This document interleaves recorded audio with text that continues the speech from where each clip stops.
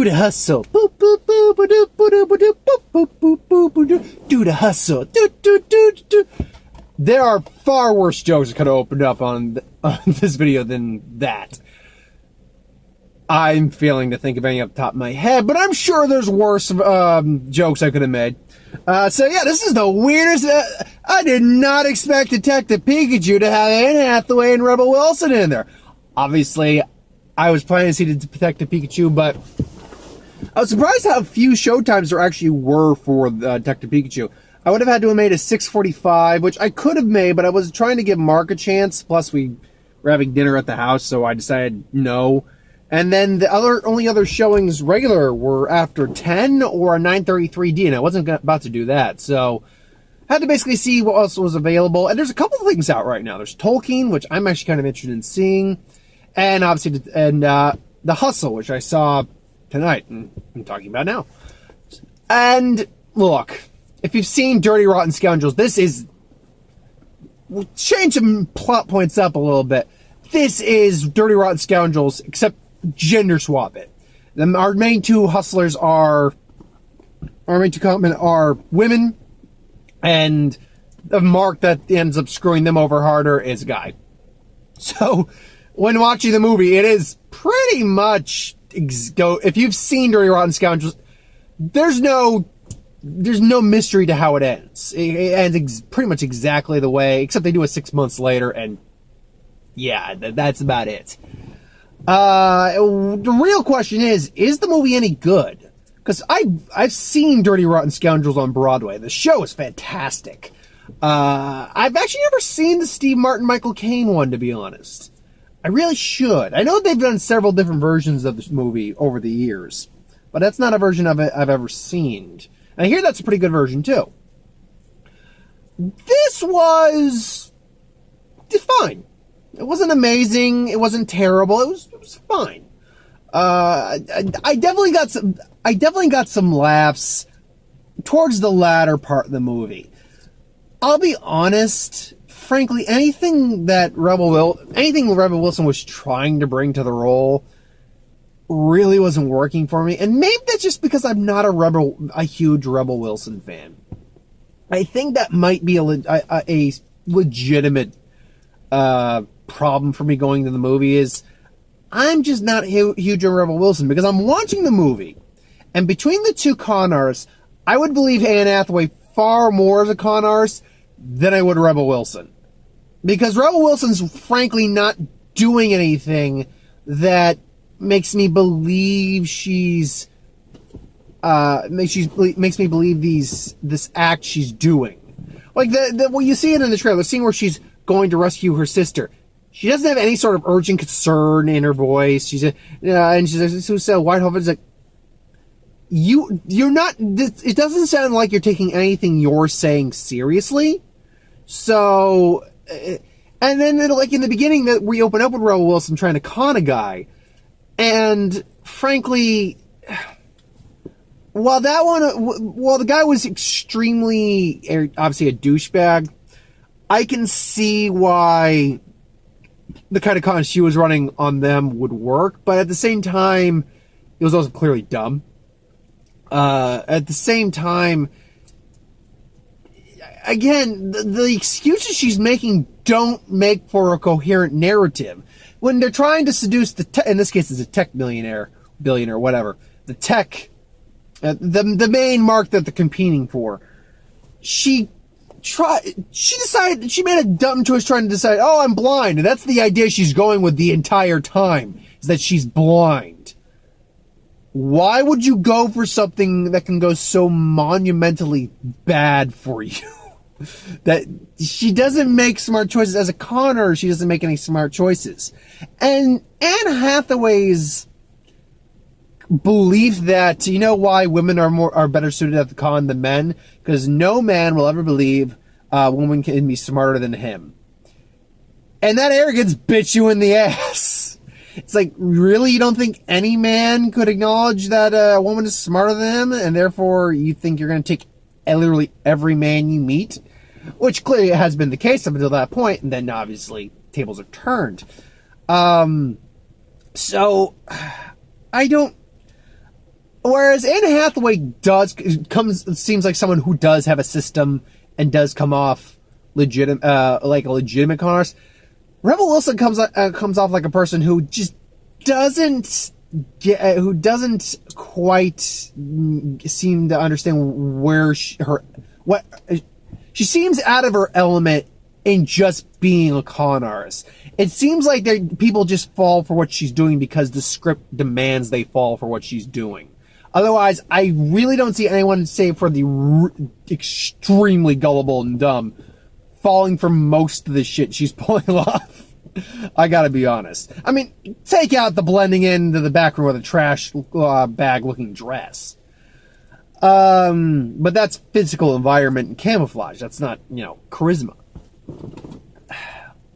But I take that out of the equation, and to me that is a big issue. I mean, a big glaring issue with the film. Is like, I don't find Rebel Wilson believable in anything she's doing in this movie.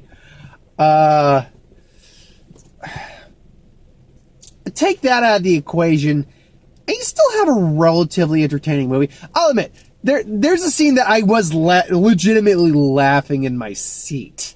When basically what happens is she's pretending to be blind, Rebel Wilson, and the guy that the mark they're trying to seduce is like looking up the doctor, and he finds the side of the doctor, and he goes down, and it's Anne Hathaway who's pretending to be the doctor, and then they have this scene where she's basically testing her to be blind, and she says, "I'm going to put this in you. Would you like a snack?" So he takes a French fry, goes into the toilet, wipes it around the rim of the toilet, and you can see the horrified look on Rebel Wilson's face. It's like, in order to keep this up, I'm gonna have, and then she's, oh, is that a French fry? Yummy! You should see the just pain look on her face, like, okay, I couldn't help it. I was laughing my ass off in my seat for that. For that moment, I was laughing my ass off.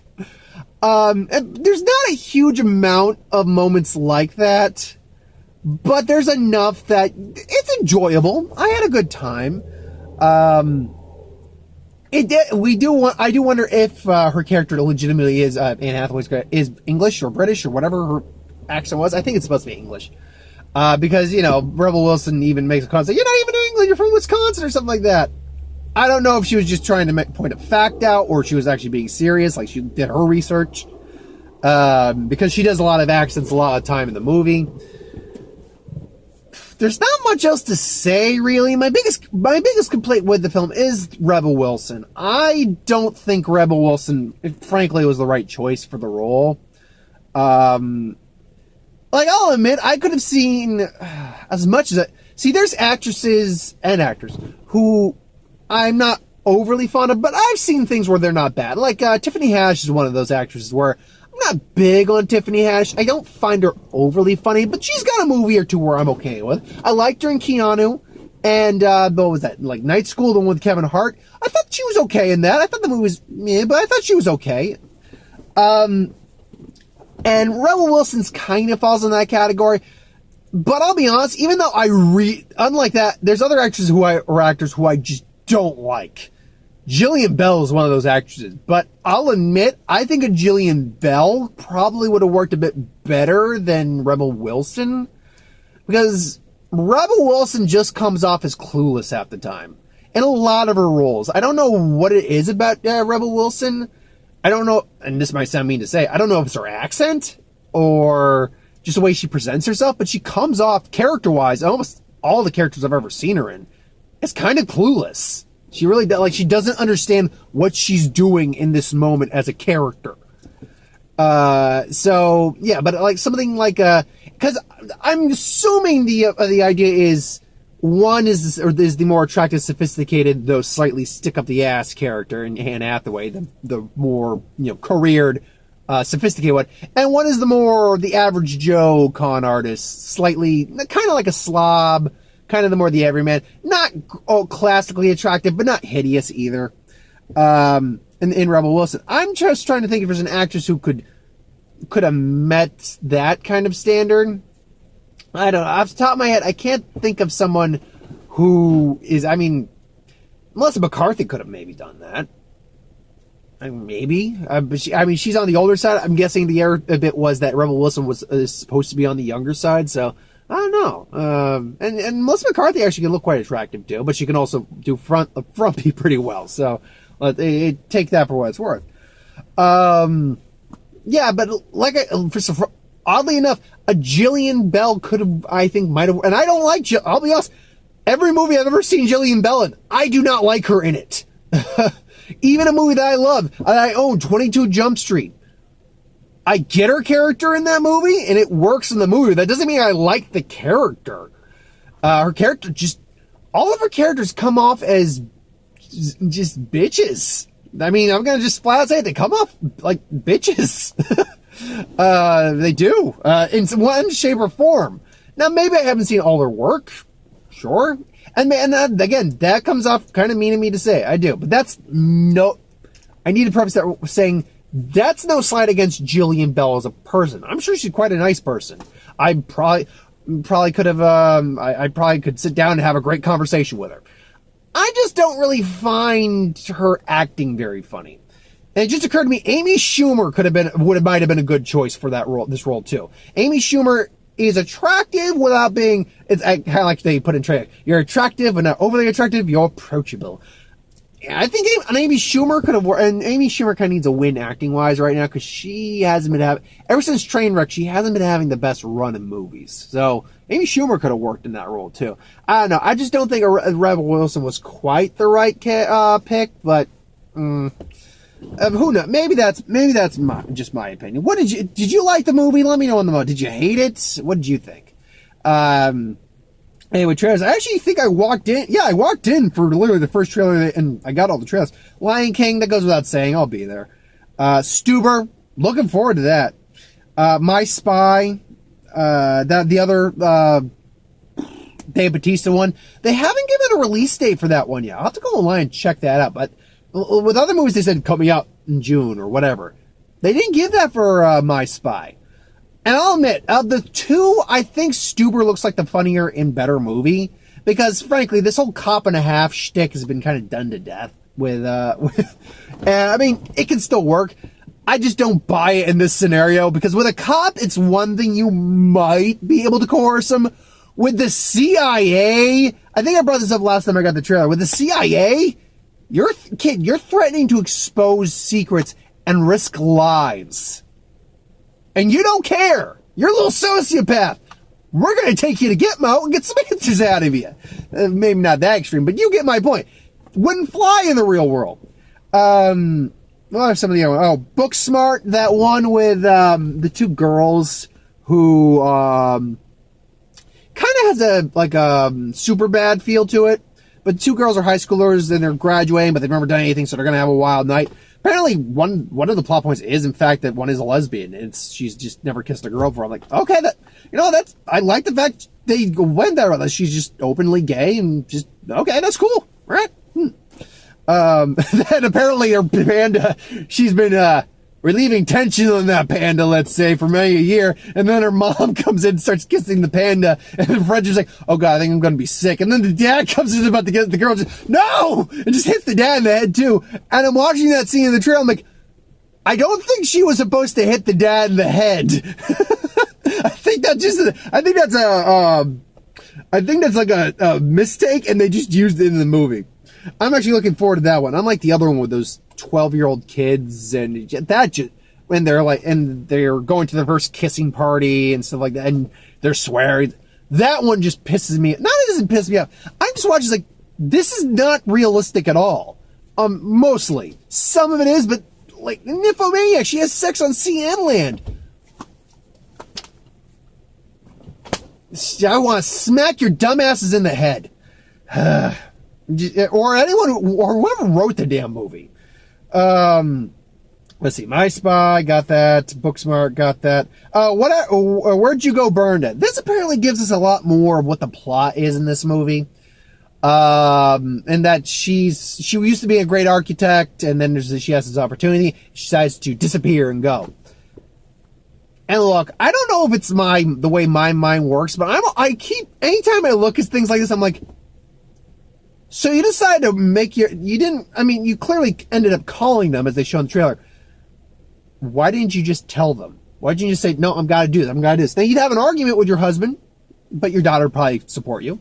And eventually they'd probably come around instead of, just leaving without a word to anyone and just causing a panic and worrying your family to death. So clearly she does contact them later in the movie, but the point is still valid. There were better ways to go about that. What else did we have here? I think that is pretty much it, save for the other movie I'm seeing next week. Because next week is John Wick Chapter 3. Mark and my girlfriend's not going to be joining me for the opening night, where I'm going to take her to see it later on. Mark's going to do his damnedest to see John Wick 3 with me, because hell yeah. But the other movie I'm seeing next week, you might think it's A Dog's Journey. I would rather piss glass than go see A Dog's Journey. Just because I did not sit through A Dog's Purpose, because that is manipulative bullshit. Instead, no, I will probably see it along with John Wick Chapter 3 next week. The Sun is also a Star, because I am a glutton for punishment, and you know what? Between the two, I will get pissed off at both of them. But I will have fun ranting about The Sun is also a Star. Just from the trailer alone. A, this movie's up its own ass to the highest degree. But B, I can just point out so many severe flaws just from the trailer. Okay, I'll give you 3 right off the top of my head to end this video off. And it's one Mark actually brought up too. Is that, why is it always the girl who's got the headphones not paying attention to the guy who saves her? You ever notice that when, when the characters got a lot on their mind, they're oblivious to the world, they're gonna walk into the street and get hit by a car, then someone rushes in and saves them, and then they interact. It's almost, it's not 100% every time the girl, but like 95% of the time it's the girl. Why did they do it that way? Clearly that's written in the book. Okay, that's fine. B, the girl says, I don't believe in life. Shut the hell up. I don't believe in gravity. Doesn't mean it doesn't exist. I hate to tell you this, but love exists. If you just haven't been having a rough life, I'm sorry, but get your own head out of your ass, okay? Just because you haven't found someone that sparks that interest in you, and clearly you do in this movie, which will get me to point 3 to end it off, doesn't mean love doesn't exist, okay? So what? If you met a couple, if you had 2 friends, or that they were both dating and both really, really, really in love with each other, or at least very much into each other, and they were enjoying each other, and you had this conversation, and you come off as a character who would say, yeah, I don't believe in love. But Weir's like, yeah, and you probably try to explain to them why what they're feeling isn't love, just chemical endorphins and all that. Get off your high horse. But C, 3, and most importantly, this entire movie is predicated on the fact that I bet I can make you fall in love with me. Give me 1 day, 1 hour. All right. And then you guys, there's the chemistry, likability, and the X factor. What's the X factor? Doesn't matter. You got it. Or we got it. And it's like, okay. And sure enough, he makes her fall in love with her. And then you hear the line, this is real. And I know you feel it too. No, asshole, it's not. This whole scenario was predicated on the fact that you could manipulate her into loving you within 1 hour, and you did it. Ergo, it's not real. It is 100% manufactured. Oh man, every time I see that trailer and see that line, I'm like, wow, who wrote this shit? It's a young adult novel, clearly, and it's clearly God's eye. It was good enough to be adapted into a movie. That being said, a lot of books are adapted into movies, and Twilight was adapted into movies. So quality and the 50 Shades movies were adapted into movies. So, or adapted from books. So quality doesn't necessarily translate into, adaptability. But the point is, they decided, let's try this story out. Now, adaptation usually means that there's things you need to. Adaptation. It's in the title. You need to adapt some things. Maybe change some dialogue around. Who knows? Maybe those lines aren't even in the movie. Maybe those are just for the trailer. I highly doubt it. It comes off like a movie that definitely has those lines in the movie. Not just the trailer. So we'll see what happens. But you know what? I'll be honest. The more I rant about this, the more I am kind of looking forward to sitting through that. Now again, to preface it, anytime I go see a movie, I try to leave my expectations at the door. And maybe when I go there, I'll be like, you know what, this made me feel so. I really related to this and stuff like that. Maybe I'll go and I feel that. I'm not gonna bet my movie money on that though. Anyway, that's pretty much all I have left to say. If you're interested and you haven't really seen any other comedies, I believe, honestly, if you're going to see a comedy, go see Long Shots first. Long Shots was legitimately a good movie. Legitimately a very good movie. Was it perfect? No, but it was a very good movie. This is okay. It's not amazing. It's good for a matinee. I can definitely say that. Good for a matinee. If you find it on like HBO, Showtime, TNT, if you find it on television and you got nothing better to watch, I could give it a watch. I'd say give it a watch. If someone I knew was really interested in seeing this and they asked if I'd come, I'd be willing to sit through it again. There was nothing objectively terrible about the movie. I just think Rebel Wilson was a bad casting choice for that character, if I'm going to be honest. So, and not that she does a terrible, not that she's a bad actress, it's just, it didn't work for me personally. Maybe she did for you. Let me know in the comments below. Did Rebel Wilson work? Did Anne Hathaway work? Did anything about this work for you? Let me know. But thanks for watching. I hope you enjoyed. Like, comment, share, subscribe. I hope you, as always, you want us to review something, put it in the comments below. Let us know, do a review of it at some point. Ideas for who would win, Star Wars, Super Magic, whatever, anything to do on this channel. Put that in the comments below as well. I'll get to that at some point. So I'll be back. I will see Detective Pikachu on Saturday. It's graduation weekend, so I got to be careful with the traffic. But on Saturday, I'll see Detective Pikachu. Sunday, What If, and Box Office. There will be a Who Would Win tomorrow. That's about all I got lined up. I will have a review for War of the Spark, the novel, at some point. Maybe I'll do it Saturday, because I really don't have any other plans for Saturday besides the Detective Pikachu. I need to check, hold on, I'm just checking my phone real quick to check the calendar, because, okay, let's see here now, I need a calendar, calendar, alright, because I need to check when I do my weeks of what ifs and who would wins. Okay, got it, anyway, calendar, okay, so it's currently the week, okay, we're going into the 12th and the 18th. It's the 9th today. 10, 2, 2. Is that how they're measuring it, by Sunday? Okay. No, actually, next week will not be the week of What If. Next week is just going to be a standard week. The following week will be the week of What If, and the week after that will be the week of Who Would Win. So just keep your eyes out for those. Until then, we're basically just going to be business as usual. Until then, thanks for watching. Hope you enjoyed. See you next time, folks. Have a good one.